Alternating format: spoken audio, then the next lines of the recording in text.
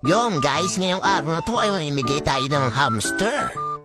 At yung hamster na ipamimigay natin, ay ibinigay lang din sa atin.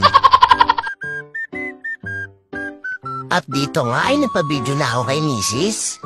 Tignan mo naman, napakahusay niya mag-video. Hindi malikot at hindi rin nakakahilo. Kaya habang ine-edit ko yung video na to, parang nasusuka na ako.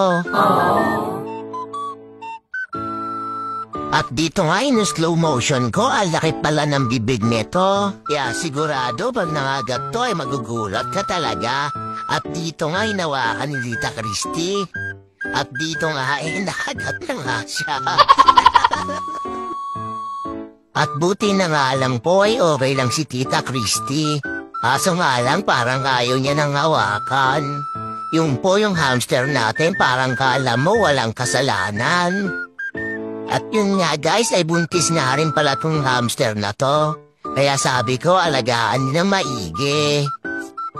At yun guys, ilipat na po pala tayo kay Austin. Ito nga po pala si Austin guys oh. Napaka-pogi pala nito guys. Yan guys oh. Inarang pala niya tayo unang-una pa lang.